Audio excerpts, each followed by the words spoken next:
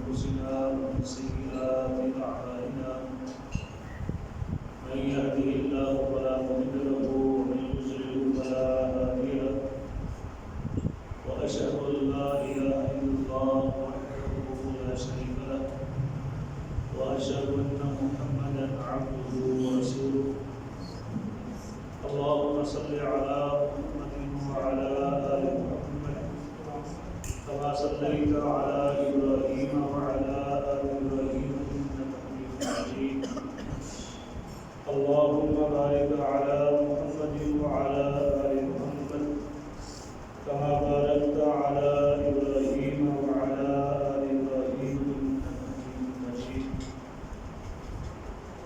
أما بعد فأعوذ بالله السميع العليم من الشيطان الرجيم من همزه ونفخه ونفسه إذ قال له ربه أسلم قال أسلمت لرب العالمين فوصى بها إبراهيم بنيه ويعقوب يا بني إن الله اصطفى لكم الدين فلا تموتن إلا وأنتم مسلمون صدق الله العظيم. معزز سامعین، دوستوں، ساتھیوں اور بزرگوں اور نوجوان بچوں، یہ اللہ تعالیٰ کی توفیق ہوتی ہے. توفیق الہی کی وجہ سے ہی انسان دین کا کام خواہ وہ سننا ہے یا سنانا ہے. ورنہ آپ شہر کا چکر لگائیں، صحت مند نوجوان وہ پوری رات، ان کا معمول ہے پورا رمضان، چوکوں چوراہوں میں بیٹھ کر کچھ گپیوں میں ٹائم نکال دیتے ہیں. سوتے وہ بھی نہیں، ٹائم ان کا بھی گزر جاتا ہے، اور ایک وہ آنکھ جو اللہ کے دین کے لیے بیدار رہتی ہے، ٹائم اس کا بھی گزرتا ہے، لیکن دونوں ٹائموں کے اندر فرق ہے. اور جو عمر، جو وقت اللہ تعالیٰ نے انسان کو دیا ہے، وہ آہستہ آہستہ بتدریج اپنے اختتام کو پہنچنے والا ہے. دن روزے دار کا بھی گزر جاتا ہے، اور دن اس کا بھی گزرتا ہے جو روزے سے محروم رہتا ہے اور روزے کی سعادت سے محروم رہتا ہے. لیکن اللہ کے رسول صلی اللہ علیہ وسلم کے فرمان کے مطابق کہ اگر دو آدمی روزے دار اور روزے کی سعادت سے جو محروم ہے، دونوں ایک دسترخوان میں اکٹھے ہو جاتے ہیں، دونوں کو افطاری کا موقع ملتا ہے، لیکن روزے دار کے چہرے پہ جو مسکراہٹ اور خوشی ہے، جو روزہ خور ہے وہ اس سعادت سے محروم ہوگا. کیونکہ اللہ کے رسول صلی اللہ علیہ وسلم شاہ فرماتے ہیں للصائم فرحتان، روزے دار کے لیے دو خوشی ہیں، فرحۃ عند لقائہ و فرحۃ عند افطارہ. ایک خوشی اس وقت اس کو میسر آئے گی جب اس کی اپنے رب سے ملاقات ہوگی، اور ایک خوشی اس وقت جب افطاری کا وقت قریب ہوتا ہے. وہ خوشی روزے دار کو ہی محسوس ہوگی، دوسرا اس کو محسوس نہیں کر سکتا. تو آج اس بات پہ اللہ کا شکر ادا کریں گے جس اللہ کی توفیق سے ہم یہاں اکٹھے ہیں دین کی بات کو سننے کے لیے، دین کا پیغام پہنچانے کے لیے. اور اللہ کے رسول صلی اللہ علیہ وسلم کے ارشاد گرامی من سلک طریقا یلتمس فیہ علما سہل اللہ بہ طریقا الی الجنہ، جو شخص علم کے حصول کے لیے گھر سے نکلتا ہے اور جہاں پہ جا کر اس نے دین کا علم سیکھنا ہے، دین کی باتیں سیکھنی ہے، وہ جس رستے کا انتخاب کرے گا اللہ اسی رستے کو جنت کا راستہ بنا دے گا. یہ اللہ کے نبی علیہ السلام کی ضمانت اور بشارت ہے کہ جو آدمی علم کے حصول کے لیے، دین سیکھنے کے لیے گھر سے نکلتا ہے، جس رستے سے چل کر آئے گا اسی رستے کو اللہ جنت کا راستہ بنا دے گا. تو آئیے جو میں نے آپ کے سامنے دعا کی تلاوت کی ہے، پہلا پارہ ہے سورۃ البقرہ، اور سیدنا ابراہیم خلیل اللہ علیہ السلام کا تذکرہ ہے کہ اذ قال له ربه اسلم، جب اللہ تعالیٰ نے ابراہیم علیہ السلام سے کہا کہ اسلم، آپ مطیع ہو جائیے، تابع فرمان ہو جائیے. تو سیدنا ابراہیم خلیل اللہ علیہ السلام عرض کرتے ہیں اسلمت رب العالمین، میں اپنے رب کے لیے مطیع ہوں۔ اللہ تعالیٰ فرماتے ہیں وَوَصَّىٰ بِهَا إِبْرَاهِيمُ بَنِيهِ وَيَعْقُوبُ، اسی بات کی آگے وصیت ابراہیم علیہ السلام نے اپنے بیٹوں کو کی اور سیدنا یعقوب علیہ السلام نے بھی کی۔ کیا؟ ان اللہ اصطفیٰ لکم الدین فلا تموتن الا وانتم مسلمون، اے میرے بیٹو اللہ تعالیٰ نے تمہارے لیے دین کو چن لیا ہے، تو ایک بات پلے باندھ لو، فلا تموتن الا وانتم مسلمون، تمہیں موت حالت ایمان میں آنی چاہیے۔ اس بات کو سمجھیں کہ تمہیں موت حالت ایمان میں آنی چاہیے۔ یہ وصیت اللہ کو اتنی پسند آئی، اس کو وحی بنا کر جناب محمد کریم صلی اللہ علیہ وسلم نے اعلان فرما دیا کہ تمہیں موت حالت ایمان میں آنی چاہیے۔ اب یہ محض وصیت نہیں بلکہ وحی الہی بھی ہے اور قرآن مجید کے الفاظ ہیں اور ہمارے لیے شریعت اور دین ہے کہ ہر مسلمان اس مشن میں رہے کہ مجھے موت حالت ایمان میں آئے۔ کیا مطلب؟ بحیثیت انسان لفظیں، خطائیں، کمیاں، کوتاہیاں ہو جاتی ہیں لیکن ایمان کے دامن کو نہ چھوڑیں۔ چھوٹا بچہ والدین سے یاد رہا تھا نا، میں نے دوستوں کے ساتھ کھیلنے کے لیے جانا ہے، دوپہر کا ٹائم ہو یا عصر کا ٹائم ہو تو والدین کیا بولتے ہیں؟ ٹھیک ہے شام سے میں نے کیا کرنا ہے؟ بولے گھر واپس آنا ہے۔ ٹھیک کھیل لو لیکن شام سے پہلے واپس آنا ہے۔ یا امتحان قریب ہو تو آپ کا بچہ آپ سے پرمیشن مانگتا ہے کہ میں نے دوستوں کے ساتھ ٹرپ کا پروگرام بنایا ہے تو مجھے اجازت دیں، تو والد کہتے ہیں ٹھیک ہے چلے جائیں لیکن آپ کے امتحان آنے والے ہیں، امتحانوں میں کبھی کوتاہی نہ ہو۔ تو رب الجلال کو بڑے پیار سے فَلَا تَمُوتُنَّ إِلَّا وَأَنتُم مُسْلِمُونَ، تمہیں موت حالت ایمان میں آنی چاہیے۔ ایمان سے دور نہیں ہونا، ایمان سے رشتہ ناتا نہیں توڑنا، ایمان کے ساتھ آپ نے مسلم رہنا ہے۔ اور ایمان کس قدر اہم ہے، ایمان کی قدر و قیمت کس قدر زیادہ ہے، یہ قیامت والے دن اندازہ ہوگا۔ اللہ تعالیٰ ارشاد فرماتے ہیں ان الذین کفروا وماتوا وهم کفار فلن يقبل من احدهم ملء الارض ذهبا ولا يفتدى منه اولئک لهم عذاب علیم وما لهم من ناصرین۔ یقیناً وہ لوگ جنہوں نے کفر کیا وماتوا وهم کفار، اور حالت کفر پر ہی ان کو موت آ گئی، ایمان کی سعادت سے محروم رہے، تو کل قیامت والے دن کی خواہش کیا ہوگی؟ فَلَن يُقْبَلَ مِنْ أَحَدِهِمْ مِلْءُ الْأَرْضِ ذَهَبًا، اگر زمین کے برابر ان کے پاس گولڈ ہو، سونا ہو، جو آج 1 لاکھ روپے کا تولہ ہے،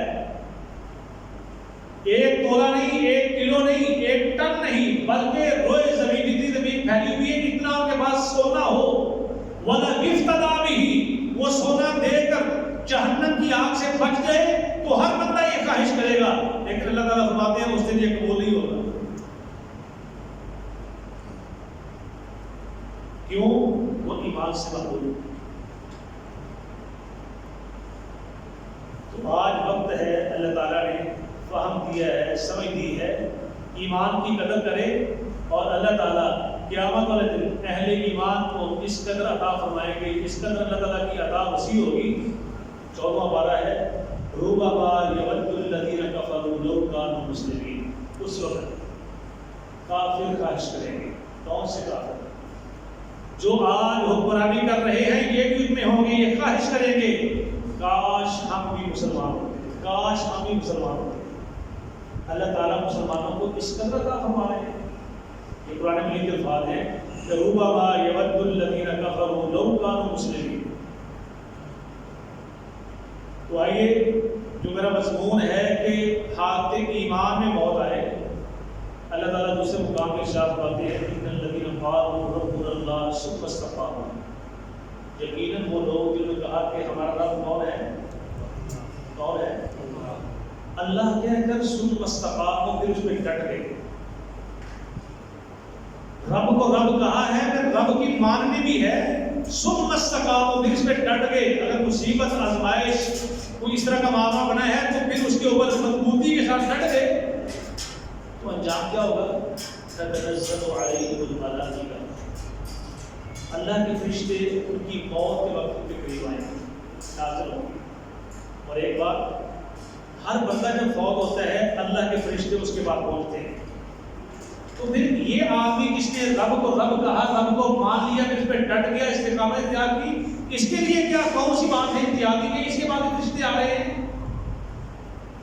پر بات یہ ہے کسی کے بعد فرشتے آتے ہیں یضربون وجوہہم وادبارہم، موت کے وقت آ کر ان کے چہروں پر اور ان کی پشتوں پر اللہ کے حکم سے کوڑے مارتے ہیں، اور کچھ ایسے خوش نصیب ہیں جن کے پاس اللہ کے کرسی ملائکہ فرشتے آ کر کہتے ہیں اللہ تخافوا ولا تحزنوا وابشروا بالجنۃ التي كنتم توعدون، آپ نے گھبرانا نہیں ہے، پریشان نہیں ہونا۔ زندگی میں آپ کو بڑے مسائل، بڑی آزمائشوں کا سامنا کرنا پڑا، لیکن اب سارے غم، ساری پریشانیاں ختم ہو گئی ہیں۔ ہم اللہ کی طرف سے خوشخبری لے کر آئے ہیں کہ وابشروا بالجنہ، اس جنت کی خوشخبری لے کر آئے ہیں کنتم توعدون، جس کا تم سے وعدہ کیا گیا ہے۔ آئیے ذرا دیکھیے کہ رب کو تو سب مانتے ہیں، لیکن اپنے اندر محاسبہ کریں، کیا ہم رب کی مانتے بھی ہیں؟ اللہ کے نبی علیہ السلام کے ساتھ محبت کا دعویٰ سب کا ہے، لیکن یہ بھی دیکھیں کہ دعویٰ تو ہر ایک کا یہ کہ ہم محمد کریم صلی اللہ علیہ وسلم کو مانتے ہیں، کیا کبھی یہ بھی غور کیا ہے کہ ہم ان کی مانتے ہیں یا نہیں مانتے؟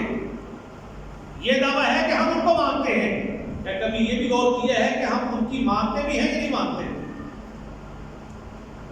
سیدہ ام حبیبہ رضی اللہ تعالیٰ عنہ بیان کرتی، صحیح مسلم کی روایت ہے کہ میں نے اللہ کے نبی علیہ السلام سے یہ حدیث مبارکہ سنی کہ جو شخص فرض نمازوں کے آگے پیچھے 12 رکعتیں ادا کرتا ہے، 2 فجر سے پہلے، 4 ظہر سے پہلے، 2 اس کے بعد، 2 مغرب کے بعد، 2 عشاء کے بعد، بنى اللہ لہ بہن بیتا فی الجنہ، ان 12 سنتیں کہہ لیں یا نوافل کہہ لیں، ان کی برکت کی وجہ سے اللہ تعالیٰ اس کے لیے جنت میں ایک عالی شان محل تعمیر فرما دیتے ہیں۔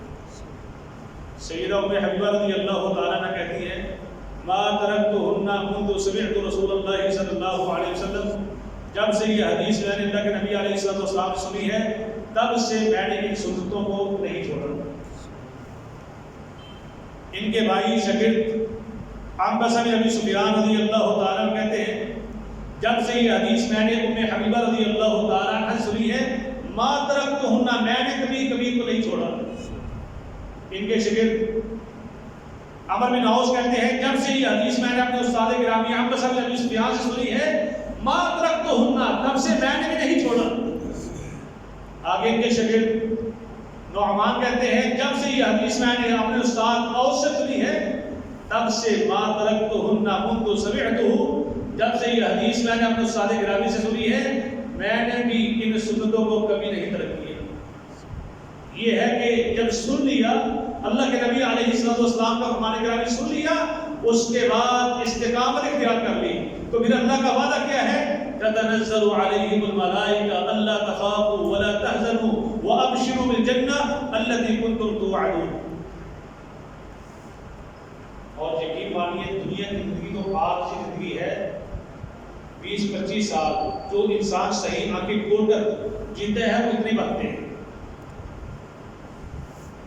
اگر وہ 60 پلس ہو گیا ہے پھر تو وہ سہاروں کا محتاج ہے، بیٹے جوان ہو جاتے ہیں، اقتدار منتقل ہو جاتا ہے، وہی بات جو برسر روزگار تھا آج اس کی جگہ پر بیٹے ہوتے ہیں، پھر بیٹوں کی حکمرانی چلتی ہے، پھر باپ بچوں سے دم کے فیصلے کرتا ہے، پھر بچوں کی حکمرانی چلتی ہے، اس کے بعد تو ہر دن بونس ہے، مل گیا تو ٹھیک ہے، نہ ملا تو اللہ کی مرضی۔ تو چند لمحے، چند سال اس میں محنت کر لیں، اللہ ابدی اخروی سرمدی زندگی کو کامیاب کروا دیں گے۔ یہ جو میں نے آیت آپ سب نے بار بار پڑھی ہے کہ ایسا بندہ جس نے رب کو رب کہہ لیا، ثم استقام، اور اس پہ ڈٹ گیا، اللہ کا وعدہ ہے کہ اللہ فرشتے بھیجیں گے اور مرنے سے پہلے اس کو یہ ضمانت اور بشارت دیں گے کہ آپ نے گھبرانا نہیں ہے، پریشان نہیں ہونا، یقیناً اللہ کی جنت کے تم مستحق ہو، اس جنت کا اللہ نے تم سے وعدہ کیا تھا۔ اس میں ایک واقعہ ہے، غزوہ احزاب یہ سن 5 ہجری میں واقع ہوا۔ اس غزوے کے 2 نام ہیں، غزوہ احزاب اور غزوہ خندق، اور دونوں کے پیچھے ایک وجہ ہے۔ خندق اس لیے بولا جاتا ہے کہ کفار نے مل کر، یہود و نصارہ نے مل کر مسلمانوں میں چڑھائی کر دی، تو سیدنا سلمان فارسی رضی اللہ تعالیٰ مشورہ دیتے ہیں اللہ کے رسول صلی اللہ علیہ وسلم، جب ہمارے ساتھ ایسا ہوتا تھا تو ہم اپنے شہر کے ارد خندق کھود دیتے تھے تاکہ دشمن اس کو پار کر کے ہمارے اوپر حملہ آور نہ ہو۔ تو آپ صلی اللہ علیہ وسلم نے ان کی رائے کو قبول کیا اور مدینہ کے ارد گرد خندق کھودی گئی۔ اس وجہ سے اس کا نام غزوہ خندق بھی ہے، اور دوسرا نام ہے غزوہ احزاب۔ احزاب حزب کی جمع ہے، حزب کو بولتے ہیں جماعت کو، لشکر کو۔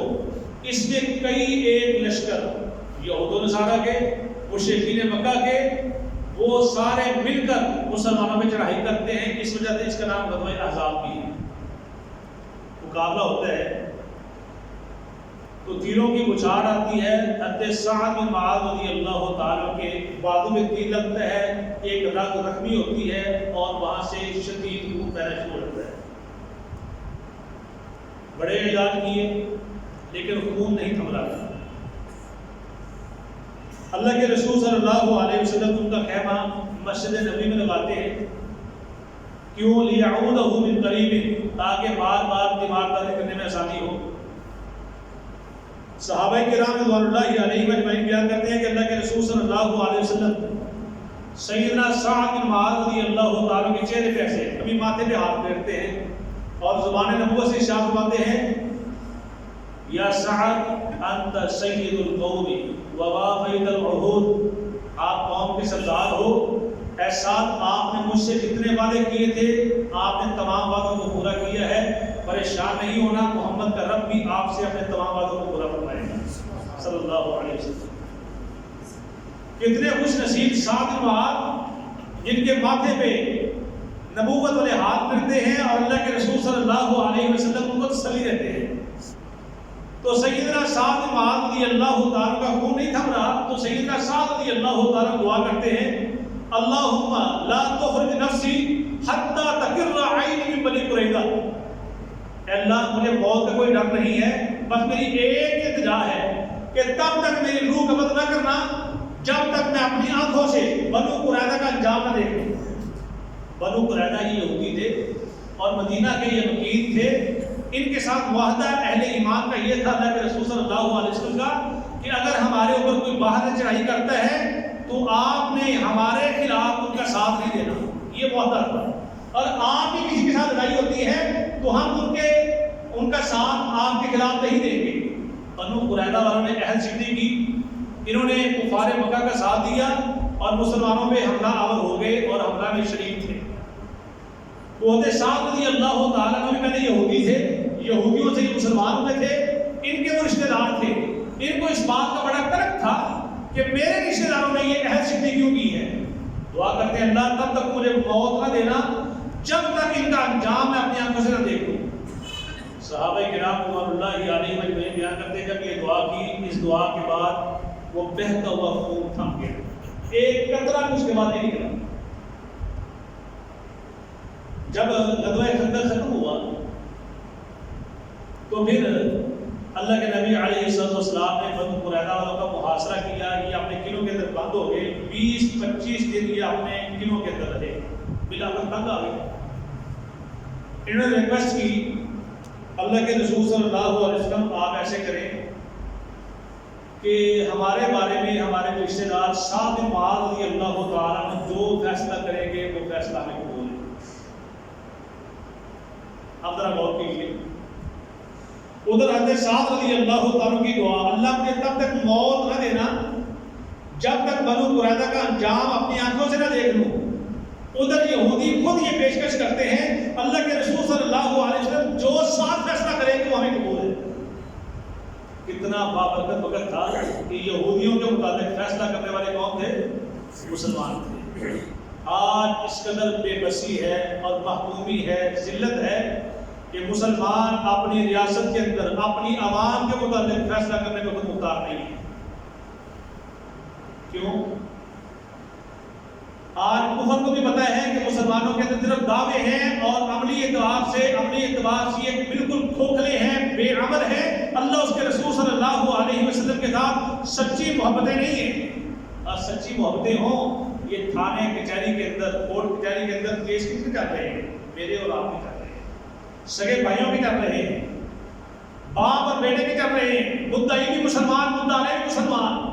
یہ ساری جیلیں اور کورٹ کچہریوں کے اندر جو کیسز کی فائلیں ہیں، کن کی ہے؟ یہ مسلمانوں کی ایک دوسرے کے خلاف۔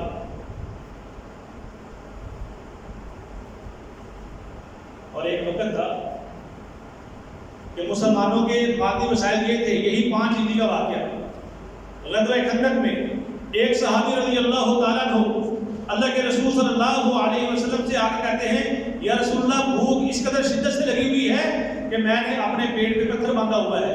اور نبی کریم صلی اللہ علیہ وسلم فرماتے ہیں، پیارے ذرا قریب ہونا، میں محمد نے 2 باندھے ہوئے ہیں صلی اللہ علیہ وسلم۔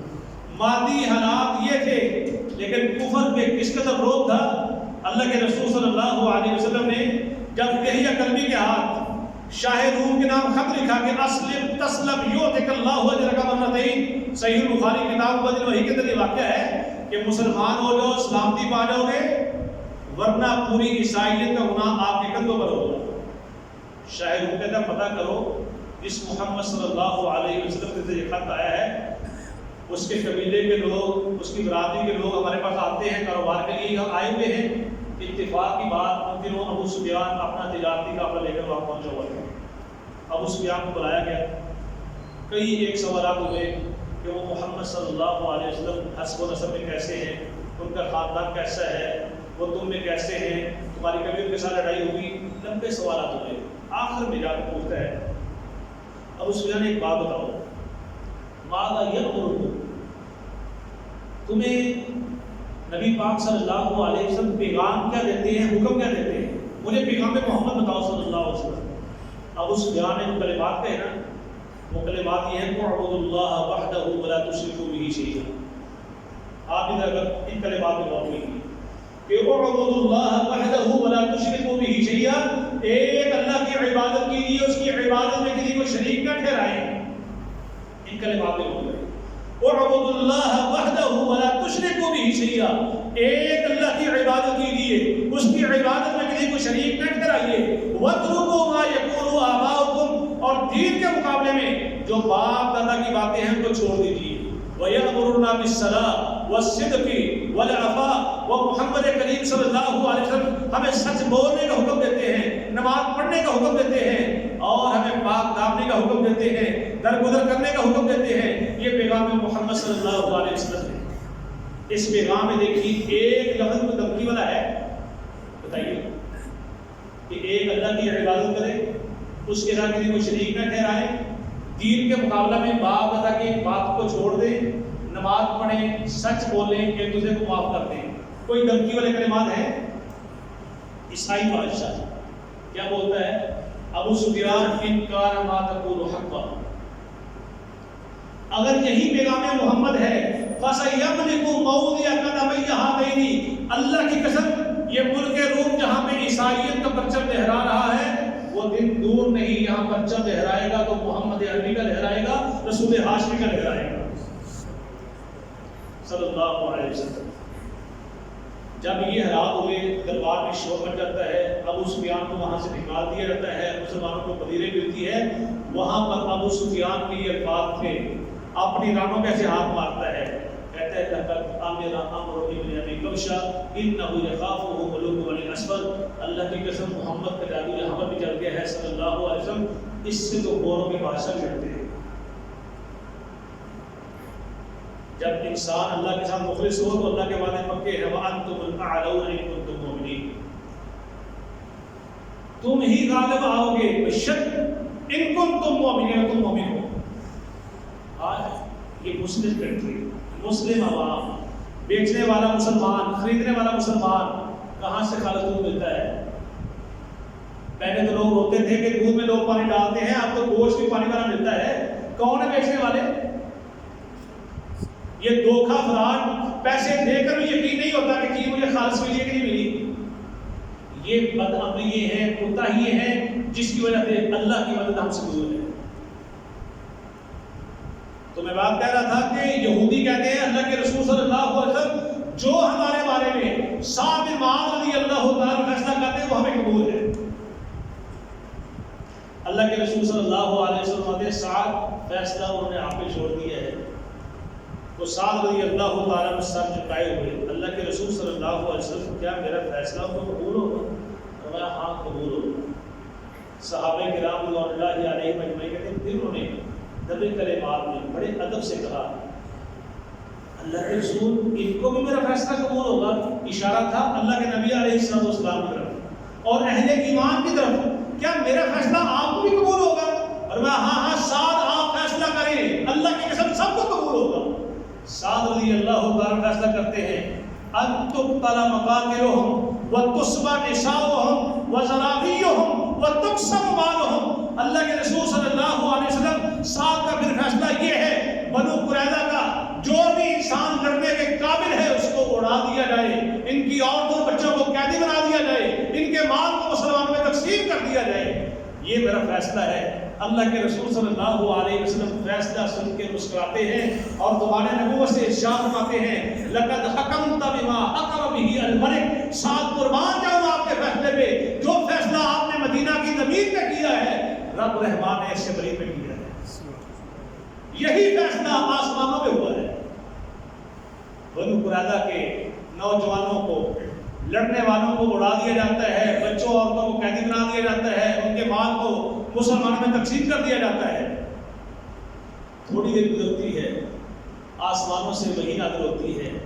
جبریل امین علیہ السلام آتے ہیں, آ کے کہتے ہیں اے محمد صلی اللہ علیہ وسلم پتہ کیجیے توفی رجل من المسلمین, مسلمانوں میں سے ایک آدمی فوت ہو گیا ہے. وقد فتحت له ابواب السماء, اس کی روح کے استقبال کے لیے اللہ نے آسمان کے سب دروازوں کو کھول دیا ہے. اللہ کے نبی علیہ السلام کو اندیشہ تھا کہ سعد بیمار ہیں. آپ صلی اللہ علیہ وسلم پھر فوت فرماتے ہیں پتہ کیجیے سعد کا. پتہ چلتا ہے کہ سعد رضی اللہ تعالیٰ فوت ہو گئے ہیں. آپ فرماتے صحابہ اسرعوا, جلدی کیجیے جلدی کیجیے, سعد کو غسل ہم نے دینا ہے, کہیں آسمانی ملائکہ فرشتے ہم سے سبقت نہ لے جائیں. صحابہ کرام رضوان اللہ علیہ مجمعین کہتے ہیں ہم اس قدر تیزی سے دوڑے ہمارے شاہ سے چادریں گر گئی. خیر سعد رضی اللہ تعالیٰ کو غسل دیا. غسل دینے کے بعد کفن پہنایا گیا. کفن پہنانے کے بعد ان کے جنازے کو اٹھایا گیا اور جب میت کو لایا گیا آپ صلی اللہ علیہ وسلم نے نماز جنازہ ادا کی. اس کے بعد اس کو دفنا دیا گیا. دفنانے کے بعد صحابہ کرام رضوان اللہ علیہ مجمعین سوال کرتے ہیں یا رسول اللہ صلی اللہ علیہ وسلم ایک بات محسوس کی ہے. پوچھا کیا؟ کہتے ہیں ما حملنا میتا اخف علینا من سعد بن معاذ. اس سے پہلے بھی بڑے جنازے اٹھائے ہیں لیکن اللہ کے رسول صلی اللہ علیہ وسلم جس قدر ہلکا جنازہ سعد کا تھا رضی اللہ عنہ, اس سے ہلکا جنازہ ہم نے اس سے پہلے کبھی نہیں اٹھایا. تو آپ صلی اللہ علیہ وسلم کہتے ہیں لقد هبط من السماء 70 الف. میرے صحابہ کیا بتاؤں, آسمانوں سے اللہ نے 70,000 فرشتے بھیجے تھے. کتنے؟ 70,000 فرشتے بھیجے تھے جنہوں نے سعد کے جنازے کو اٹھایا ہوا تھا اور وہ سعد کی نماز جنازہ کے اندر بھی شریک ہوئے تھے. یہ ہے کہ ان الذین قالوا ربنا اللہ, یہ رب کو رب کہہ لیا پھر ایمان کے ساتھ قائم رہے, ثم استقاموا, پھر اس پہ ڈٹ گئے, تتنزل علیہم الملائکہ, اللہ کا وعدہ ہے کہ ان کی موت کے وقت آسمانوں سے فرشتے اترتے ہیں, آ کر خوشخبری دیتے ہیں. گھبرانا نہیں ہے, پریشان نہیں ہونا. تو اللہ کے رسول صلی اللہ علیہ وسلم کہتے ہیں صرف آسمانوں سے فرشتے ہی نہیں اترے بلکہ اہتز العرش لموت سعد بن معاذ. سعد بن معاذ جب فوت ہوئے ان کی روح آسمانوں پہ گئی. اس روح کے استقبال کے لیے خوشی پہ رب رحمان کا عرش بھی خوشی سے جڑ گیا. آئیے اپنے کرداروں کا ایسا بنائیں. اور اللہ تعالیٰ نے جو ہمیں کتاب و سنت کی روشنی میں اللہ کے رسول صلی اللہ علیہ وسلم نے جو تعلیم دی مسلمان کو, اپنا یہ اصول بنا لیں کہ مجھ سے کسی کو تکلیف نہ پہنچے. المسلم من سلم المسلمون من لسانه ویده. میرے رویے سے, میرے لہجے سے, میرے زبان کے استعمال سے, میرے ہاتھ سے کسی کو تکلیف نہ پہنچے. اور اپنی دعاؤں میں یہ دعا شامل کر لیں اللہ زندگی بھی ایمان والی اور موت بھی ایمان والی. اور آپ صلی اللہ علیہ وسلم کا فرمان کہ انما الاعمال بالخواتیم، جب انسان مسلسل اس کوشش میں ہے کہ میری زندگی بھی ایمان والی، موت بھی ایمان والی، تو انما الاعمال بالخواتیم، جس عمل پہ خاتمہ ہوگا اسی عمل میں اس کو اٹھایا جائے۔ میں بڑے ادب کے ساتھ بالخصوص نوجوان بھائیوں سے ریکویسٹ کروں گا کہ آج جو معاشرہ ہے، آج جو حالات ہیں، موٹر سائیکل چلاتے ہوئے، گاڑی چلاتے ہوئے بلوٹوتھ ہینڈ فری کانوں میں لگے ہوئے ہیں اور گانے چل رہے ہیں، رات کو سوتے وقت یہ چیزیں لگی ہوئی ہیں اور یہ سنتے سنتے ہی انسان سو جاتا ہے۔ اللہ تعالیٰ کے ارشاد فرماتے ہیں اللہ یتوفی الانفس حین موتها والتي لم تمت فی منامها، جب انسان سوتا ہے ان کی روحیں اللہ کے ہاتھ میں ہوتی ہیں، اللہ کے حکم میں۔ وہ ایسی سمجھے کہ انسان فوت ہو چکے ہیں، کچھ ایسے ہیں جو سوئے ہی آتے ہیں ہمیشہ کے لیے، اور کچھ کی روحوں کو اللہ دوبارہ پہ بھیج دیتے ہیں۔ نئی بات سمجھ آئی؟ تو ہم سونے کی دعا پڑھتے ہیں، کیا پڑھتے ہیں؟ اللہم بسمک اموت واحیا، اللہ میں آپ کے نام سے مرنے لگا ہوں، واحیا، اور آپ کے حکم سے ہی میں زندہ ہوں۔ تو اگر ایسے ہی سوئی رہ گئے تو انما الاعمال بالخواتیم، جس عمل پہ خاتمہ ہوگا اسی عمل میں اس کو اٹھایا جائے گا۔ صحیح مسلم کی روایت ہے، حج کے موقع پر ایک آدمی یہ تلبیہ کہہ رہا تھا لبیک اللہم لبیک، صحابہ کرام رضوان اللہ علیہم اجمعین بیان کرتے ہیں اس کی اونٹنی کا پاؤں پھسلا، وہ گر گیا، فانتک عنقہ، اس کی گردن ٹوٹ گئی، فمات، وہ مر گیا۔ اللہ کے رسول صلی اللہ علیہ وسلم کہتے ہیں لا تخمروا رأسہ، اس کے سر کو نہیں ڈانپنا، اس کے سر کو نہیں ڈانپنا، اور اس کی میت کو خوشبو نہیں لگانا، کیونکہ یہ حالت احرام میں تھا، اور یہ کل قیامت والے دن اسی احرام کی چادروں میں اٹھایا جائے گا، اور جب یہ اٹھایا جائے گا یبعث یوم القیامت ملبیا، زبان سے لبیک اللہم لبیک کہتے ہی اٹھے گا۔ تو جب بھی شیطان بہکاوا ڈالے، کوئی بات نہیں، خیر ہے، اس وقت یہ سوچ ذہن میں آئے کہ اگر میرا اسی حالت میں خاتمہ ہو گیا تو میں اسی حالت میں اٹھایا جاؤں گا۔ اللہ تعالیٰ فرماتے ہیں ان الذین اتقوا اذا مسهم طائف من الشیطان تذکروا، متقی وہ ہے، مومن وہ ہے، جب بھی شیطان پہ حملہ آور ہوتا ہے تذکروا، وہ بالفور بیدار ہو جاتے ہیں کہ یہ شیطان کی چال ہے، کہیں میں ایمان سے محروم نہ ہو جاؤں۔ اگر ایمان کی دولت سے میں محروم ہو گیا میرے پاس تو کچھ بھی نہیں ہے، بس ایمان کی فکر کریں اور اللہ تعالیٰ سے مسلسل دعا اور مسلسل کوشش کہ میرا خاتمہ بالایمان ہو، اور اس کے لیے دعا رب توفنی مسلما والحقنی بالصالحین، اللہ جب مجھے موت آئے مسلماً حالت ایمان میں آئے، والحقنی بالصالحین، اللہ مجھے نیک لوگوں کے ساتھ شریک کرتے رہے۔ تو اس کے لیے انبیاء علیہ السلام نے دعائیں فرمائی اور کوششیں فرمائی، تو آج ہم بھی دعا کریں اور ساتھ کوشش کریں کہ رب العالمین جب تک زندہ رہیں ایمان پہ، اسلام پہ، موت آئے ایمان پہ، اسلام پہ، تو انشاءاللہ العظیم اللہ کے وعدے سچے ہیں، حالت ایمان پہ موت آئے گی تتنزل علیہم الملائکہ، اللہ کے فرشتے خوشخبریاں لے کر آئیں گے کہ اب آخرت کا سفر بڑا آسان ہے، سفر بہت لمبا ہے، کبھی ختم نہیں ہونے والا، کبھی ختم نہیں ہونے والا، وہ آخرت کی زندگی ابدی سرمدی کبھی ختم نہیں ہونے والی ہے۔ جب وہ اللہ کی بارگاہ میں پیش ہو تو اللہ کی طرف سے یہ خوشخبری ملے کہ آپ کو زندگی مبارک ہو، آپ کو جنت مبارک ہو، اور وہ جنت جس کے اندر ہمیشہ خوشی ہی خوشی ہے، صحت ہی صحت ہے، سلامتی ہی سلامتی ہے، سرور ہی سرور ہے، کوئی غم نہیں ہوگا، کوئی پریشانی نہیں ہوگی، کوئی دکھ نہیں ہوگا، کوئی نقصان نہیں ہوگا، اللہ کا دیدار ہوگا، اللہ سے ملاقات ہوگی، اور نبی کریم صلی اللہ علیہ وسلم کے ہاتھوں جامع کوثر نصیب ہوگا، اور اللہ کے نبی علیہ السلام کا ساتھ نصیب ہوگا۔ اگر یہ سب کچھ چاہتے ہیں تو یہ دنیا کی زندگی میں محنت کر لیں، اللہ مجھے بھی توفیق عطا فرمائے، اللہ آپ کو بھی توفیق عطا فرمائے۔ وآخر دعوانا